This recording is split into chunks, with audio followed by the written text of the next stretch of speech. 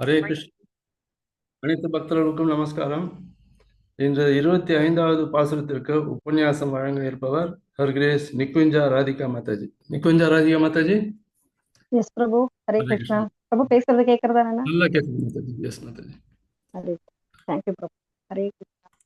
ஓம் அஜ்ஞான திமிராந்தஸ்ய ஞானாஞ்சனசலாக்கயா சக்ஷுர் உன்மீலிதம் ஏன தஸ்மை ஸ்ரீ குரவே நமக. நான் அறியாமையின் இருளில் பிறந்தவன். எனது கண்களை ஞான ஒளியால் திறந்த எனது ஆன்மீக குருவிற்கு எனது வணக்கங்களை சமர்ப்பிக்கிறேன். ஹரி போல். பிரபு எல்லா இன்ட்ரடக்ஷனும் கொடுத்துட்டாரு ரொம்ப அழகா. ஸோ ஒரு இன்னிசையால் பாடி கொடுத்த நற்பாமாலை. எப்படி ஆண்டாள் வந்து பாடவள்ள ஆட்சியார் சொல்றாங்க இல்லையா, பாடவள்ள நாச்சியார். அப்படி பகவானுக்காக இன்னிசையால் பாடி கொடுத்த ஆண்டாள் பத்தியும், அவங்க எப்படின்னா ஆயனுக்காக ஆய்ச்சியார் பாடின இந்த சங்கத்தமிழ் மாலை 30மே பகவானுடைய திருவடியை தொழணும், அவரையே பதியா அடையணும் அப்படின்ற ஆசையோட கொடுத்த அந்த திருப்பாவை 30ஐயும் பற்றி தான் பார்க்க போறோம். இப்போ ஆக்சுவலி இந்த இதுவரைக்கும் 24 பாசுரத்துல வந்து ஒரு சுருக்கமா பிரச்சனை சுருக்கமா பார்க்கணும். முதல் 5 பாசுரத்துல வந்து பாவை நோன்பு எப்படி இருக்கணும் அப்படின்றத பத்தியும், அந்த நோன்பு இருக்கிறது என்ன செய்யணும் என்ன செய்யக்கூடாது அப்படின்றத பத்தியும் ஆண்டாள் நாச்சியார் ரொம்ப அழகா விளக்கணும்.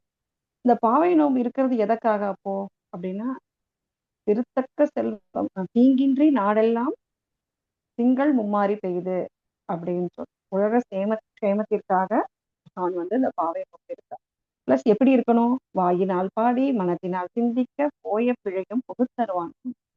ஸோ பகவானை வந்து எப்படிலாம் சேவிக்கணும்ன்ற அந்த விஷயத்தையும் அவளே சொல்லியிருக்கான். ஸோ பகவானை வந்து அடையணுன்ற விஷயத்த. ஸோ அடுத்து 6 பாசுரம் வந்து 15 பாசுரம் முழுக்க தோழிகளை வந்து எழுப்புறா. 10 தோழிகளை அவரை வந்து 10 ஆழ்வாராகவும் பாவித்து எழுப்புறார். ஸோ இதுல 15வது பாசுரம் திருப்பாவைக்குள் திருப்பாவை அப்படிங்கிற மாதிரியும் சொல்றாங்க. அதை வந்து பக்தர்கள் எல்லாம் ரொம்ப அழகா வந்து விவரிச்சாச்சு. 16வது அடியார்க்கு அடியார். எப்படி தாசானு தாசன் நம்ம இதுல சொல்ற மாதிரி அடியார்க்கு அடியார் போய் ஒரு யாருன்னா காவலர்கள் எல்லாரையுமே இல்லையா, நாயகனாய் நின்ற நந்தகோப்பனுடைய கோயில் காப்பான் கொடி தோன்றத்துல இருக்கக்கூடிய காப்பான் எல்லா வாயில் காப்பார்களையும் போயிட்டு அவங்க கிட்ட பர்மிஷன் வாங்கி நாங்க பகவானை பார்க்கணும் அப்படின்னு வந்து கேட்கிறான். ஸோ எப்படி வந்து படிப்படியா போகணுன்றத ஸ்டெப் வையா சொல்றாங்க.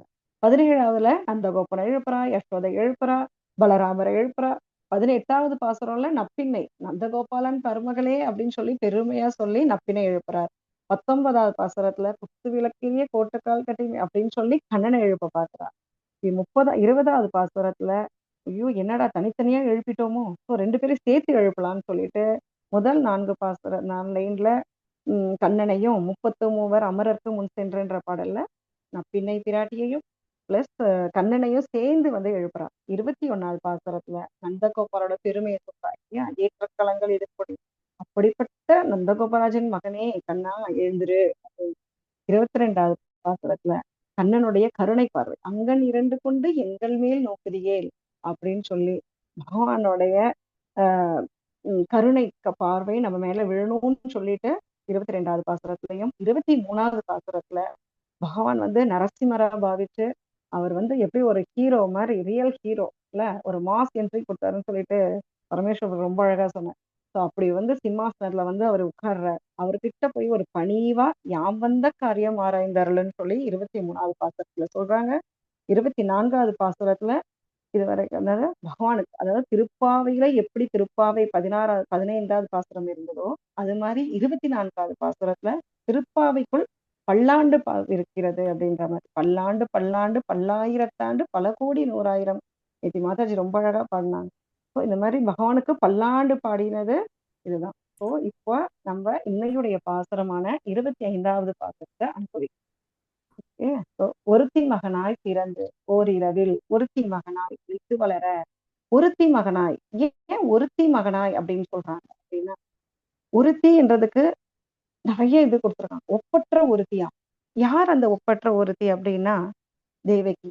எதனால தேவகியை வந்து இவ்வளவு பெருமையா சொல்றாங்க அப்படின்னா, தேவகி யார மகனா பெற்றெடுத்தா அப்படின்னா விஷ்ணுவையே வந்து அவர் இதுல எடுத்திருக்காரு. சைத்தன்ய சரிதாமிர்தத்துல சொல்லியிருக்காங்க. பகவான் வந்து ஆஹ் தெய்வி 10வது ஸ்கந்தம் 2வது அத்தியாயம் 18வதுல ஸ்ரீமத் பாகவதத்துல சொல்லியிருக்காங்க. ஆனக துந்துபியான வசுதேவர் கிருஷ்ணரையே தன் மனதுல இதயத்துல தரிச்சுட்டு அதை அப்படியே வந்து தேவகியோட இதயத்துக்கு மாற்றினாராமா, மாத்திட்டாரு. எப்படி வந்து தேவகியோட இதயத்துல அதை வந்து பலதேவ வித்யாபூஷணரும் அதேதான் சொல்றாரு. தேவகி இடைய தேவகியோட இதயத்துல, அதாவது இதயத்துலனாக்கா அவருடைய கருவுல வந்து பகவான் வந்து அருளார். இதே மாதிரிதான் சைத்தன்ய மகாபிரபு ஜெகநாத் மிஸ்ரருடைய இதயத்துல இருந்து சச்சி தேவியுடைய சச்சி மாதாவுடைய இதயத்துக்கு பகவான் வந்து மாற்றப்பட்டாருன்னு சைத்தன்ய சரிதாமிர்தம் 13வது அத்தியாயம் 87வது ஸ்லோகத்துல வந்து சொல்லியிருக்கு.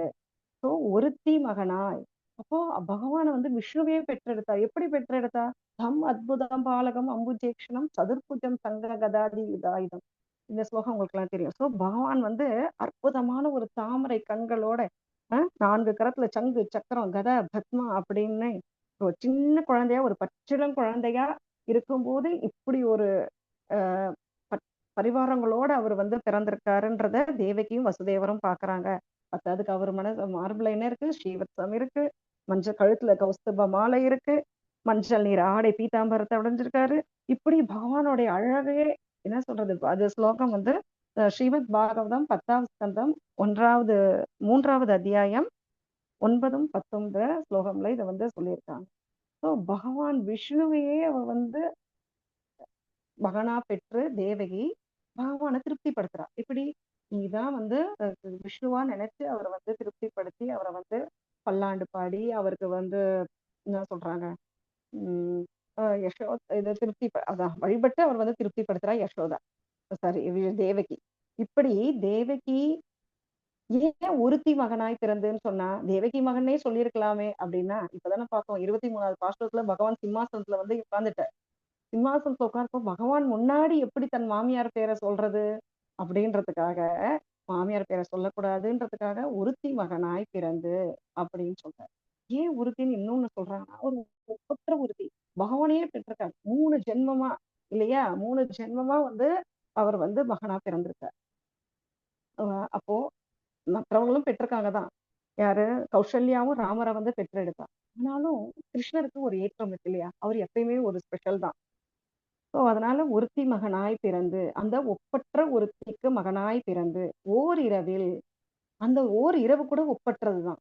எப்படி அப்படின்னாக்கா, அந்த ஒரு இரவுலதான் ஆவணி மாதம் ரோகிணி நட்சத்திரம் அஷ்டமி திருநாள் நள்ளிரவு, இந்த உலகமே உறங்கி கொண்டிருக்கிறச்ச அந்த உலகத்துல 4 பேருக்கு மட்டுமே தெரியும். யாருக்குன்னா தேவகிக்கும் வசுதேவருக்கும் கண்ணனுக்கும் பிளஸ் அந்த ஆயர்பாடியில யசோதைக்கு பிறந்த அந்த யோக மாயை, இவங்க 4 பேருக்கு மட்டுமே தெரிந்த அந்த கிருஷ்ணாவதாரம். அப்போ அந்த நைட்டு பகவான் பிறப்பற்றவராக இருந்து பிறக்கிறார். அவர் வந்து புரிஞ்சுக்கவே முடியாது. பிறப்பற்றவர் எப்படி பிறப்பார்? அதுதான் அச்சிந்திய சக்தி. பகவானோட அச்சிந்திய சக்தியை யாராலும் புரிஞ்சுக்கவே முடியாது. ஸோ இப்பயும் இந்த நள்ளிரவு 12 மணி எல்லா இஸ்கான் கோயில்லையும் ஜென்மாஷ்டமியா வந்து ரொம்ப செலிப்ரேட் பண்ணக்கூடிய அந்த நள்ளிரவு. ஓரிரவு, அந்த ஒரு இரவு தான் வந்து ரொம்ப விசேஷம். ஒருத்தி மகனாய் ஓரிரவில் ஒருத்தி மகனாய் வளர, ஒளித்து வளர, ஒருத்தி மகனாய் திரும்பியும் ஒருத்தி மகனாய். ஏன் இங்க வந்து யசோதைய பத்தி பெருமையா சொல்றா அப்படின்னா, தேவகி பகவானை வந்து விஷ்ணுவா வந்துட்டு வழிபட்டா. ஆனா யசோதை தன் மகன் பகவான் தான் பரமபுருஷர் தான்ன்றது தெரியாமையே அவளை வந்து திருப்திப்படுத்தினான், இல்லையா? யசோதையின் மகனாய் இருந்ததுக்கும் தேவகியின் மைந்தனா இருந்த கிருஷ்ணருக்கும் இதுதான் பெரிய டிஃபரன்ஸ். இவருக்கு எதுவுமே தெரியாது, கிருஷ்ணர் தான் எல்லாமே அப்படின்னு நினைச்சு வாழ்ந்தா, இல்லையா? ஸோ இப்படி தேவகி யசோதை இப்படி 2 பேருடைய ஒப்புயர்வற்ற வைலட்சணத்தை வெளிப்படுத்துறது தான் இந்த பாசுரம். தேவகி கண்ணனை பெற்ற பாக்கியவதி, யசோதை அவரை வளர்த்த பாக்கியவதி. ஸோ இப்படி உலகம் அடங்கலும் போழும்படியான அவளது வீறுபாட்டை ஒருத்தி அப்படின்ற அந்த சொல்லாலேயே வந்து இங்க வந்து விளக்கியிருக்காங்க.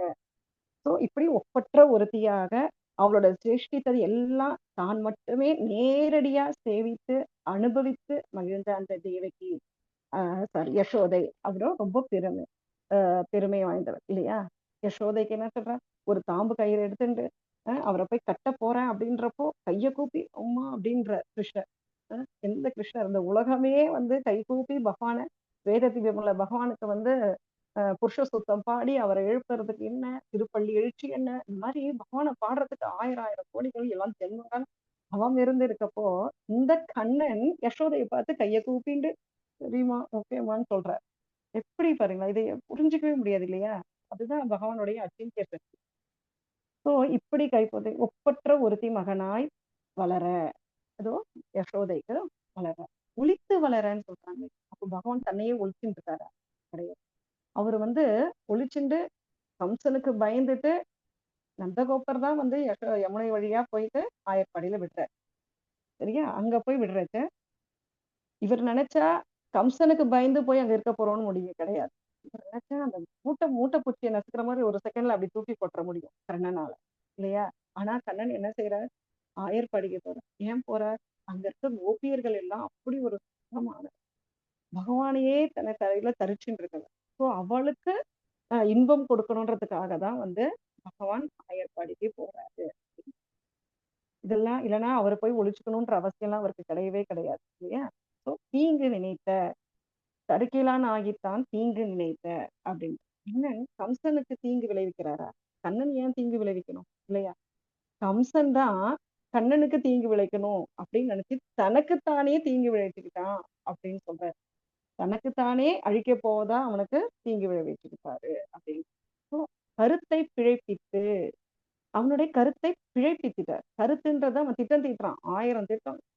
நாரதர் வந்து சொல்றாரு, என்ன கம்சா நீ சும்மா இருக்க, உன்னை கொல்ல போற அந்த 8வது குழந்தை அங்க ஆய்ப்பாடியில இருந்திருக்கான், நீ எதுவும் கண்டுக்கலையா? அப்படி கண்டுக்காம இருந்தா கூட அமைதியா இருந்திருக்கலாம். நான் இருக்கிறத காட்டுறேன்னு சொல்லி அவனாவே எழுந்து, அப்படியா என்ன பிறக்கிற குழந்தை, என்ன கொல்ல போற அந்த குழந்தை ஆய்ப்பாடியில இருக்கா அப்படின்னு தெரிஞ்சு ஒவ்வொருத்தரையும் அனுப்புறான். யார அனுப்புறான் ஃபர்ஸ்ட்? எல்லா அசுரர்கள், பூத்தனா, சகடாகாசுரன், அகாசுரன், பகாசுரன், திருநாவுக்கர், அந்த லீலைகளை சொல்றதுக்கு வார்த்தை இல்லை. அப்படி அவ்வளோ பேரையும் அனுப்பி அவனோட திட்டம் எல்லாம் என்னது? தமிழ் பொடியார். எல்லாம் பிழை தவறாவே போயிடுறது. அதுக்கப்புறம் என்ன செய்யறான்? மதுராக்கு கூப்பிடுறான். மதுராக்கு வரவழைச்சு அங்க வந்து கம்சன் என்ட்ரன்ஸ்லயே குவளையாப்பிடன்ற பெரிய யானையை நிக்க வச்சு கொல்ல பாக்குறான். சாணூரன் முஷ்டிகன்ற பெரிய மல்லர்களை நிக்க வச்சு சண்டை போட வைக்கிறான்.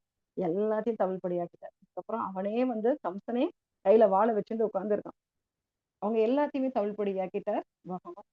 கஞ்சன் வயிற்றில் நெருப்பெண்ண நின்ற நெடுமாலே. பகவான் வந்து அஹ் கஞ்சன் என்ற எல்லார் ஆட்சி இது கோபியர்கள் எல்லார் வயிற்றுலையும் நெருப்பு கட்டின்னு இருக்காளாம். ஐயோ இந்த பச்சைலாம் குழந்தை இங்க இருந்து மதுராவுக்கு போறதே சண்டை போடுறதுக்காக. அவளை என்ன பண்ணுவானோ இந்த கம்சன், இங்கேயே இத்தனை அசுரர்கள் அனுப்பிட்டானே, அப்புறம் எப்படி இருக்க போறாவோ, எப்படி அந்த குழந்தை தாங்குவான்னு சொல்லி எல்லார் வயிற்று அப்படி நெருப்பு கட்டின்னு இருந்தாங்களாமா. அப்ப கிருஷ்ணர் பார்த்தாரா, நீங்க ஏன் இப்படி அவஸ்தைப்படணும்? நெருப்பு கட்டின்னு இருக்கிறவன் கஞ்சன், அவனுக்கு தானே இருக்கணும்னு சொல்லிட்டு எல்லார் வயிற்றுல ஒருத்தர் இல்ல 2 பேர் இல்ல 5 லட்சம் கோபியர்களுடைய வயிற்றுல இருக்கக்கூடிய நெருப்பை தூக்கி கம்சன் வயிற்றுல வந்து போட்டுட்டாராம். எப்படி வந்து டிரான்ஸ்பர் பண்றாரு நெருப்பெண்ணா? லைக் ஹனுமான் வந்து தன்னோட வால்ல இருக்க நெருப்பை வந்து இலங்கைக்கே மாற்றிட்டார். அது மாதிரி இவங்க கோபியர்களுடைய இருக்கக்கூடிய அந்த நெருப்பை வந்து ஆஹ் கஞ்சன் வயிற்றில் கம்சனுடைய வயிற்றுக்கு அவர் வந்து மாற்றிட்டாரு அப்படின்னு நெடுமாலே அப்படின்னு சொல்றாரு. நெடுமால் பகவான் சொல்றாரு, நெருப்பெண்ண நின்று நெடுமாலே உன்னை. பகவான் வந்து நெடுமாலாமா. நம்ம பார்த்தோம் இல்லையா, ஓங்கி உலகளந்த உத்தமன் பேர் நெடுமால். மால் அப்படின்னா அளவு கடந்த அன்பு. யார் மேல அந்த அளவு கடந்த அன்பு அப்படின்னாக்கா பக்தர்களிடத்துலதான். பக்தர்களிடத்துல அளவு கடந்த அளவு எந்த தோஷம் இருந்தாலும் அதை பத்தி அவர் பொருட்படுத்த மாட்டார். என்னை தேடி வந்துட்டான் இல்லையா என்னுடைய பக்தன் அப்படின்னு சொல்லிட்டு அவர் வந்து ஆஹ் அவர் மேல அளவு கடந்த அன்பு வச்சிருக்காரு. இப்படி பிரகலாதன் எந்த நேரம் பகவான் மேல ரொம்ப பிரீத்தி பிரகலாதன் இல்லையா? அப்படிப்பட்ட பிரகலாத் எந்த க்ஷணம் எப்படி வர சொல்வான்னு தெரியாத தூணுக்குள்ள இருந்து வருவான். ஆமா வருவார் தூணுக்குள்ள இருந்து அப்படின்னு சொன்னா பகவான் ஒரு செகண்ட் அப்படி வந்த நரசிம்மரா இல்லையா? அந்த மாதிரி எல்லார்கிட்டையும் ஒரு தோஷம் இல்லாம தோஷத்தை பொருட்படுத்தாம அன்பா இருக்கக்கூடிய அளவு கடந்த அன்பு கொண்ட தயை காட்டக்கூடிய அந்த பகவான் நெடுமால் அவரு வந்து எங்களுக்கு அனுகிரகம் பண்ணணும் அப்படின்னு சொல்றாரு. ஸோ இதுல இன்னும் என்ன விஷயம் சொல்றான்னா, ஆயர்பாடியில வந்து எங்களுக்காக தான் ஆய்ப்பாடு பண்றேன் இல்லையா? அதாவது கோபியர்களுக்காக ஆயர்பாடியில வந்த உங்களுக்கு அன்பு தரணும், அவர்களுக்கு வந்து அந்த சந்தோஷத்தை கொடுக்கணுன்றதுக்காக வந்தேன். கம்சனோட திட்டத்தையே தவிழ் பொடியாக்கிட்ட. அப்படிப்பட்ட உனக்கு நாங்க என்ன கேட்டு வந்திருக்கோம்னு தெரியாதா அப்படின்னு சொல்லி ஆண்டாள் நாச்சியார் அவ்வளோ ஒரு அழகா பணிவா சொல்றார். உண்மை அறுத்திட்டு வந்தோம். என்ன வந்தோம்? என்ன அர்த்திக்கணும்? பகவானை பிரார்த்திக்கிறோம். எப்படி பிரார்த்திக்கணும் அப்படின்னா, அதுதான் நவவித பக்தியில அர்ச்சனை செய்யணும். நவவித பக்தியில இது அர்ச்சனையும் வந்து உம்மிடம் ஒன்று வேண்டி வந்தோம் அப்படின்னு. என்ன வேண்டி வந்தோம்? உண்மையே வேண்டி வந்தோம். உம்மிடம் உண்மையே வேண்டி வந்தோம். வேடிக்கையா ஒரு கதை சொல்லுவாங்க. ராஜா வந்து மக்கள் எல்லாரையும் கூப்பிட்டு, இங்க நிறைய பொருள்லாம் வச்சிருக்கேன். உங்களுக்கு எல்லாம் என்னென்ன வேணுமோ நீங்க அதை தொட்டீங்கன்னா அதை நீங்க எடுத்துக்கலாம். எல்லாரும் அவங்களுக்கு தேவையான பொருள் எல்லாத்துலயும் கை வச்சு அந்தந்த பொருள் எடுத்துக்கலாம் அப்படின்னு. ஒரே ஒரு பாட்டி மட்டும் ஒன்றவே செய்யணும். ஏன் அப்படின்னா என்ன ஆச்சு அப்படின்னா அந்த பாட்டி டைரக்டா போய் என்ன செய்வேன், ராஜா வந்து தலையில என்னத்துக்குன்னா ராஜாவே எனக்கு வேண்டும் அப்படின்னு. ஏன் அப்படின்னா ராஜா கூட இருந்தா ராஜா அனுபவிக்கிறது எல்லாத்தையும் அனுபவிக்கலான்றது ஒண்ணு. ராஜா கூட இருந்தா அது ஒரு பெரிய பெருமை. அந்த மாதிரி ஆண்டாள் நாச்சியார் என்ன சொல்ற, எனக்கு உண்மையே வேண்டும், நீயே எனக்கு வேண்டும் அப்படின்னு சொல்லி உண்மையே உன்னிடம் வேண்டி வந்துட்டோம் அப்படின்னு சொல்லி கேட்கிறோம். பறை தருதி ஆகில். பறை அப்படின்னா இந்த நோன்புக்கு தேவையான இசைக்கருவி, அந்த வாத்தியத்தை வந்து கொடுக்கணும் அப்படின்னு சொல்லி கேட்கிறோம். ஆக்சுவலா இந்த பறைன்றதுக்கு நிறைய அர்த்தம். இது வரைக்கும் பறை பறை தருதியாகில் பறை என்றோம் அப்படின்ற மாதிரி பறைய பத்தி கேட்டுட்டு வந்தாங்க. ஆனா இந்த பறையுடைய உண்மையான மீனிங் 29வது பாசுரத்துல சிற்றம் திருகாலே வந்துள்ளது. அதுல வந்து அந்த பறை, அதாவது 28வது பாசுரத்துல மற்ற நம் காமங்கள் நீக்கணும் அப்படின்னு சொல்லி 29வது பாசுரத்துல பறையோட முழு அர்த்தத்தை வந்து கைங்கிறது. இங்கே பறை கருதியாகில் அப்படின்னா அந்த இசை மத்தியத்தை தரணும். எதுக்கு தரணும் அப்படின்னா திருத்தக்க செல்வமும் தேவகமும் யாப்பாடி. திருத்தக்க செல்வம்னா என்ன? பகவானுடைய மகாலட்சுமியோட விரும்பும்படியான செல்வம். மகாலட்சுமி என்ன விரும்பினா? பகவானுக்கு பாத சேவனம் பண்ணணும்தான் ஆசைப்பட்டா இல்லையா? சோ அர்ச்சனை வந்துருது, பாத சேவனம் வந்துருது. நவநித பக்தியில பாடி சேவகமும் யாப்பாடி. என்ன பாடணும்? பகவானுடைய வீர தீர பராக்கிரமங்கள் எல்லாத்தையும் பாடக்கூடிய அந்த இது கீர்த்தனமும் வந்துடுது. இதுதான் ஸ்ரீமத் பாகவத்ல பிரகலாத் மகாராஜும் சொல்றேன் இல்லையா, நவவித பக்திகள் எல்லாமே இதுல வருத்தமும் தீர்ந்து மகிழ்ந்தேலோர் எம்பாவாய். வருத்தம் தீரும். என்ன வருத்தம்? இத்தனை ஜென்மமா உண்மை பிரிஞ்சு இருக்கும், அந்த ஞானம் கூட இல்லாம இவ்வளவு நாள் இருந்திருக்கும், இப்ப அந்த ஞானம் வந்திருக்கு. சோ உண்மை இந்த வருஷம் பிரிஞ்சு இருந்தோன்ற அந்த வருத்தம் தீரணும். இத பாகவத்துல எப்படி சொல்லியிருக்காங்க, யஷ்யாவை சூயமானானாம் கிருஷ்ணே பரம புருஷே பக்திர் உற்பத்தியதே பும்சக சோக மோக பயாபக. இந்த வேத இலக்கியத்தை கேட்பதாலேயே பரமபுருஷ பகவானாகிய ஸ்ரீ கிருஷ்ணருக்கு உன்னத அன்பு தொண்டு செய்ய உணர்வும் உடனடியாக ஏற்பட்டு வருத்தமும், வருத்தம் மாயை பயம் எல்லாத்தையும் அணைச்சிடுறாரு பகவான் இல்லையா? அப்படி வருத்தம் தீர்ந்து என்ன கிடைக்கிறது? மகிழ்ச்சி கிடைக்கிறது. என்ன மகிழ்ச்சி கிடைக்கிறது அப்படின்னா பகவான் உன்னையே அடைஞ்சிட்டோம் அப்படின்ற அந்த மகிழ்ச்சி எங்களுக்கு வேணும் அப்படின்னு சொல்லி இந்த 25வது பாசுரத்துல ஆண்டாள் நாச்சியார் இவ்வளவு அழகா சொல்லிட்டு இருக்கா இல்லையா? ஸோ இந்த மார்கழி மாசத்துக்குன்னு ஒரு பெருமைகள் இருக்கு. என்ன அப்படி பெருமை அப்படின்னா இது வந்து 25வது பாசுரத்தோட. ஏன் இந்த மார்கழி மாசம் இவ்வளவு ஒரு விசேஷம்? அப்ப இந்த மார்கழி மாசத்துக்குன்னு ஒரு பெருமை இருக்கணும் இல்லையா? அதுதான் இப்ப பார்க்க. இந்த மார்கழி மாசம் வந்து சமஸ்கிருதத்துல தனுர் மாசம்னு சொல்றாங்க. தனுர் மாசம்னா என்ன அப்படின்னா தனுசு ராசியில 30 நாளும் சூரியன் வந்து சஞ்சரிக்கக்கூடிய சஞ்சரிச்சு 30 நாள். அதனால இந்த மாசம் தனுர் மாசம். அப்புறம் மார்கசீர்ஷம். மார்கசீர்ஷம்னா மிருகசீர்ஷ நட்சத்திரத்தை ஒட்டி வரக்கூடிய பௌர்ணமியில இந்த மார்கழி மாசம் வரதுனால இது மார்கசீர்ஷம் அப்படின்னு சொல்றாங்க. ஸோ இப்படி மார்கசீர்ஷம் மருவி என்ன ஆயிடுது? மார்கழின்னு ஆயிடுது. ஸோ இதுக்கு 7 பெருமைகள் இருக்கு மார்கழி மாசத்துக்கு. ஃபர்ஸ்ட் ஒண்ணு வந்து மழை உருவாகும் மாசம் அப்படின்னு சொல்லுவோம். மேகங்கள் கருவுறும் மாதம் அப்படின்னு சொல்லுவோம். இந்த மார்கழி மாசத்துலதான் மேகங்கள் கருமூட்டமா இருந்து தன் குழந்தையான சிசுவான என்னது மழையை வந்து பொழியக்கூடிய. அப்படி மார்கழி மாசம் மேகம் கருங்கட்டையா இருந்து மழை பொழிந்தா அந்த வருடம் முழுவதும் மழை கிடைக்கும், யாருக்கும் பஞ்சம் பட்டினி எல்லாம் இருக்காது அப்படின்னு ஃபர்ஸ்ட். இரண்டாவது, இது எல்லாம் யார் சொல்றான்னா சுவாமி வேதாந்த தேசிகன் தான் சொல்லி. ஜோதிட ரீதியா பார்த்தாக்கா சித்திரை மாசம் தான் கரெக்ட். எப்பயும் மேஷராசியில சஞ்சரிக்கிறதுனால சித்திரை வைகாசி ஆனின்னு வரும். ஆனா ஆகம நூல் படி அந்த வருஷத்துல இருக்கக்கூடிய மார்கழி மாதம் தான் முதல் மாதமா வருது. எப்படின்னா 12 வடிவங்கள் இருக்காம பகவான். இதெல்லாம் நம்ம பஞ்சராத்திர ஆகமத்துல பெருமாளுக்கு 12 வடிவங்கள் இருக்கு.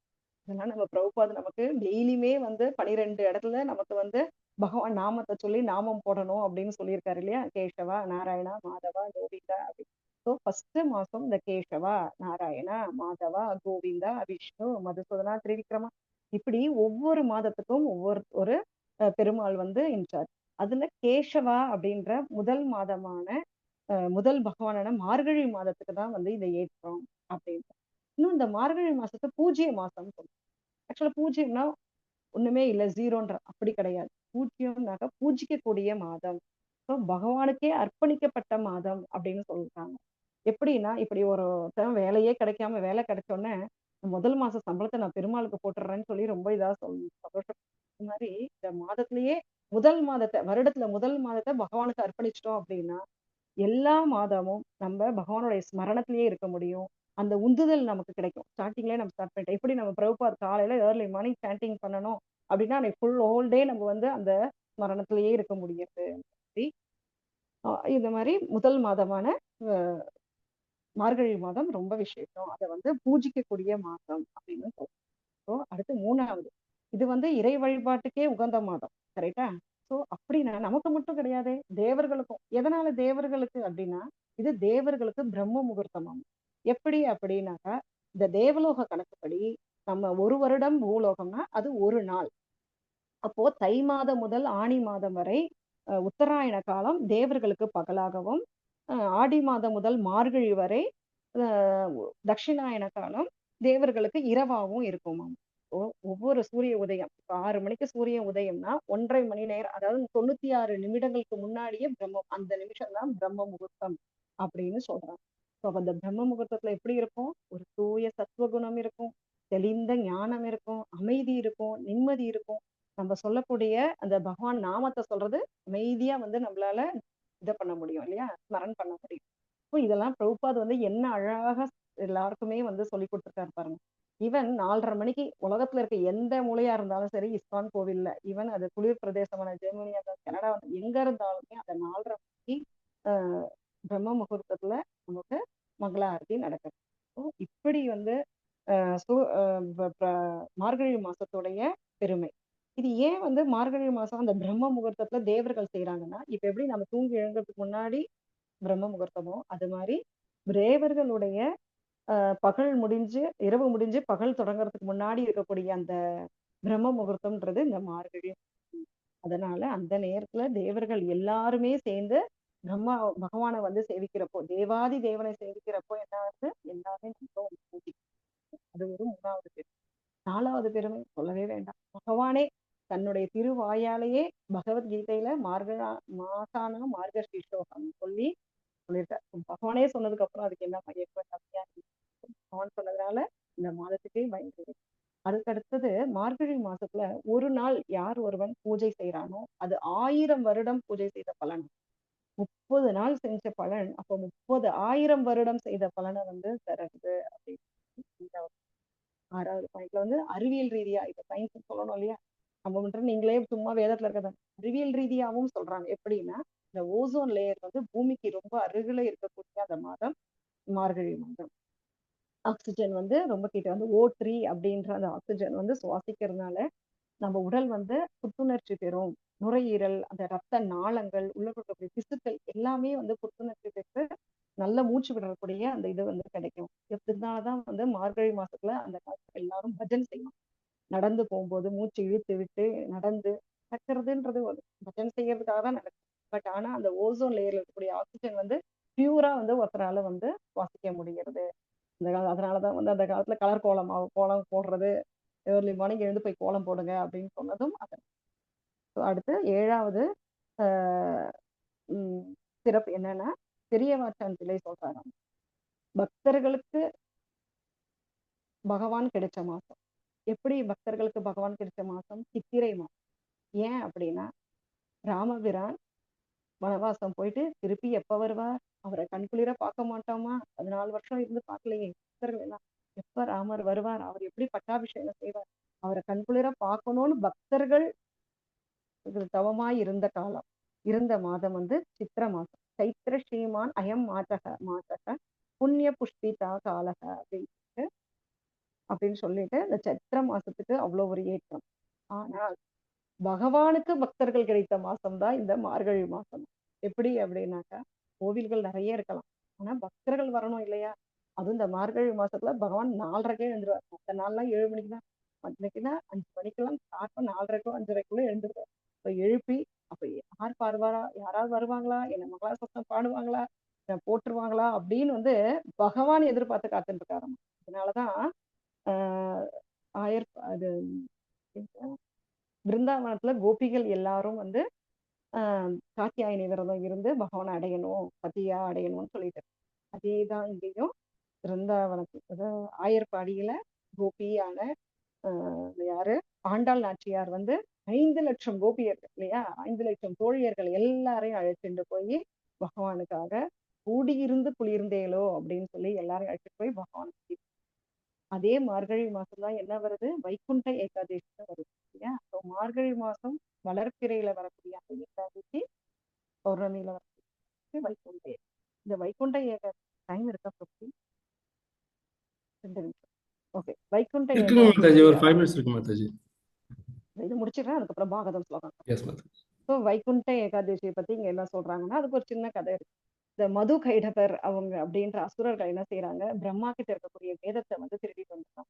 அப்போ ஹயக்ரீவர் அவதாரம் எடுத்து பகவான் மது கைடபர்களை அழிக்கிறார். அழிச்சதுக்கு அப்புறம் அந்த மது கைடபர்களுக்கு அப்போ ஞானம் வருது, பகவானே நீங்க எங்களுக்கு சக்தி கொடுங்க, நம்ம இந்த பவரை உணர்ந்துட்டோம் அப்படின்னு. அப்போ பகவான் சொல்றாரு, ஓகே. அதாவது அவர் தான் எந்த இதுவும் பார்க்க மாட்டாரு, என்கிட்ட சரணடைச்சிட்டேன்னா அவர் பார்த்துப்பாரு. ஸோ அவங்க சரணடைஞ்சு எங்களுக்கு முக்தி கொடுங்கன்னு சொன்ன உடனே, சரி வாங்க, ஏகாதசி அன்னைக்கு நான் வடக்கு வாசல் திறந்து வைக்கிறேன், நீங்க வாங்க. அப்போ அவங்க 2 பேரும் கேட்கறாங்க, வடக்கு வாசல் திறந்தா எங்களுக்கு மட்டும் பத்தாது, யார் யார் இந்த வைகுண்ட ஏகாதசி அன்னைக்கு கோவிலுக்கு எங்களோட இப்படி வராங்களோ எல்லாருக்கும் முக்தி கொடுக்கணும் அப்படின்னு சொல்லி அவங்களுடைய வேண்டுகோள் இணங்க பக்தர்கள் அனைவருக்கும் பரமபாசம் வழியா யார் யார் வராங்களோ எல்லாருக்குமே அருள் பாலிக்கிறார் பகவான். ஸோ இப்படியாக 7 பெருமைகளை கூடிய இந்த மார்கழி மாதம் ரொம்ப ரொம்ப சிறந்தது அப்படின்னு முடிச்சு. ஸோ இனிமே நம்ம பாகவதம் ஸ்லோகம். மாதாஜி பொருள் படிச்சுட்டு பாகவத ஸ்லோகம் போயிடலாம் Mataji. Yes Prabhu, yes Prabhu, yes Prabhu. நீங்களே படிச்சீங்களா, வேற யாரும் படிக்க சொல்லாங்களா? நான் படிக்கிறேன். Yes Mataji, please. தேவகியின் மைந்தனாக நள்ளிரவில் பிறந்தவனே, அன்று இரவே யசோதையிடம் ஒளித்து வளர்வதற்காக அவ்வாறு மறைந்து வளர்வதை பொறுக்க சென்றவனே, முடியாத கம்சன் உன்னை அழிக்க வேண்டும் என்று நினைத்தான். அந்த கருத்து அழியும் வகையில் அவனது வயிற்றில் பயத்தால் ஏற்படும் நெருப்பை விளைவித்த உயர்ந்த குணங்களையுடைய திருமாலே, அந்த உனது அருளை யாசித்து நாங்கள் வந்தோம். அருளை தந்தாயானால் உமது விரும்பத்தக்க செல்வச் சிறப்பையும் பக்தர்களுக்காக நீ செய்த பணிகளையும் பாராட்டி நாங்கள் பாடுவோம். உமது பெருமையை பாடுவதால் துன்பங்கள் நீங்கி இன்பமாய் மகிழ்ந்திருப்போம். ஸோ இப்படி 10வது ஸ்கந்தம் ஃபுல்லுத்தையுமே ஆண்டாள் நாச்சியாரால மட்டும்தான் இந்த ஒரே பாசுரத்துல ஃபுல்லுத்தையும் சொல்லியிருக்கா. எப்படின்னா, ஜென்ம கர்மச்ச மேதிவியம் ஏவம் யோ வேதி தத்வதக யக்வாதேகம் புனர்ஜென்ம நைத்தி மாமேதி சுவர்ஜனா. எனது தோற்றம், அதாவது பகவானுடைய குணம், லீலை, நாம ரூப குண லீலைகள் எல்லாத்தையும் யாரு திவ்யமானது அப்படின்னு ஒருத்தன் தெரிஞ்சுக்கிறானோ அவன் இந்த உடலை விட்டு மீண்டும் இந்த உலகத்துக்கு வர்றது இல்லையா, பகவானையே பேசும் தடை அப்படின்னு சொல்லி. ஸோ பகவானுடைய லீலைகள் எல்லாத்தையும் இந்த ஜென்ம கர்மச்சமே திவ்யத்தோடையே சொல்றதுக்காகவே இந்த ஸ்லோகம் வந்த மாதிரி ஒருத்தி மகனாய் பிறந்துன்ற ஸ்லோகம் பாசுரம் அமைஞ்சிருக்கு அப்படின்னு. ஹரே கிருஷ்ணா. பிரபு பாகவதம். எஸ் மாதாஜி. ஸ்லோகம் சொல்லலாமா?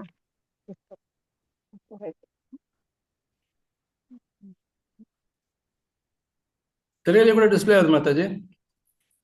எஸ் பிரபு, எஸ் பிரபு, பார்த்துட்டேன் பிரபு. இதான் நான் தமிழ்ல படிக்கிறேன். சரி சரி.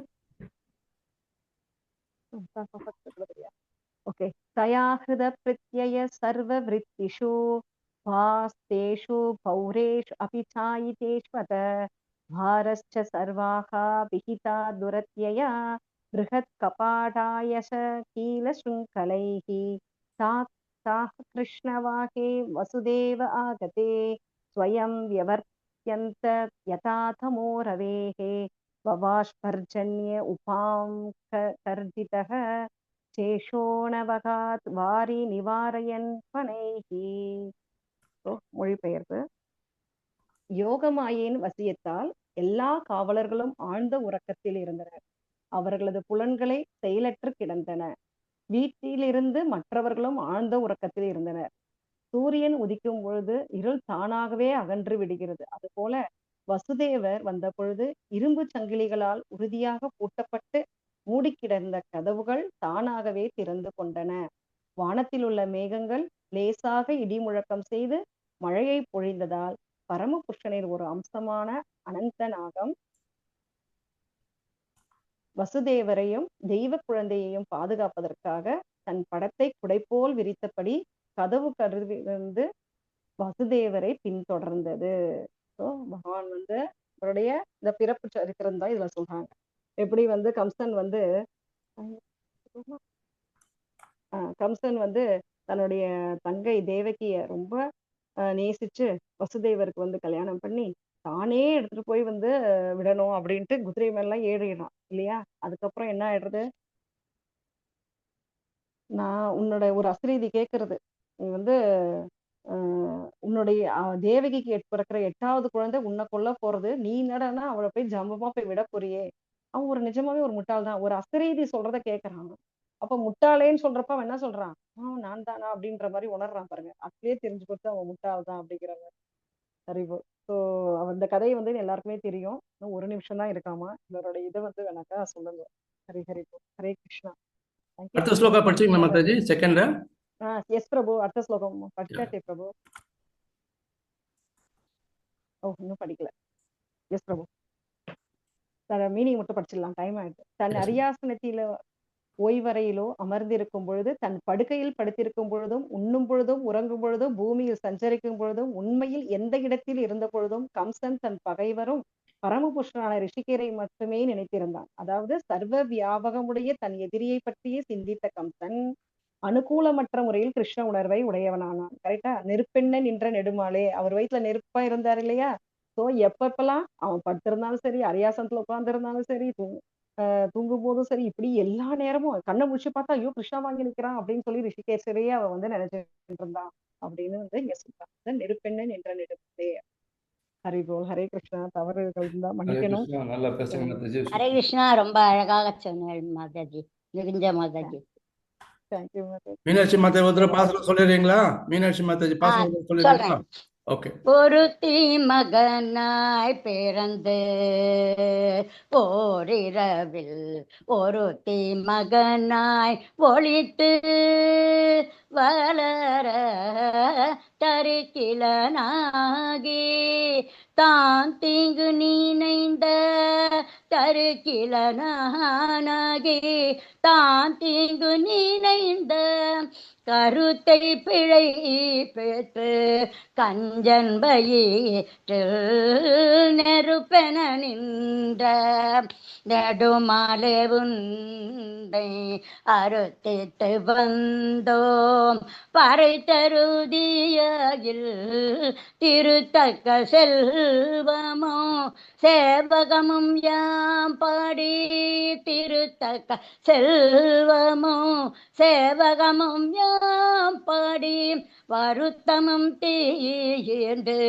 மகிழ்ந்தேலோரும் பாபாய் வருத்தமும் தீண்டு மகிழ்ந்தேலோரும் பாபாய். ஹரே கிருஷ்ணா. ஹரே கிருஷ்ணா. வண்டர்ஃபுல். மாதாஜி மிக்க நன்றி மாதாஜி. ரொம்ப நல்லா இருந்தது மாதாஜி. 16வது பாசுரத்துல இருந்து தொடங்கும் போதே கோயிலுக்குள்ள அழைச்சிட்டு போற மாதிரியே பகவானை தரிசனம் பண்ண வைக்கிற மாதிரி வைகுண்ட ஏகாதசியை பத்தி சொன்னது. இன்னொன்னு ராமாவதாரத்துக்கும் இதுக்கும் உள்ள அந்த வித்தியாசம் சொன்னீங்க இல்லையா? பகவானுக்கு பக்தர்கள் கிடைக்கிறாங்க இந்த மார்கழி மாதம். ரொம்ப ரொம்ப அற்புதமா இருந்தது மாதாஜி. ஹரே கிருஷ்ணா. தேங்க்யூ மாதாஜி. ஹரே கிருஷ்ணா. நன்றி. ஹரே கிருஷ்ணா மாதாஜி. ரொம்ப அருமையா இருந்தது மாதாஜி. மாதங்களோட இதெல்லாம் எக்ஸ்பிளைன் பண்ணி. தேங்க்யூ மாதாஜி. ஹரே கிருஷ்ணா.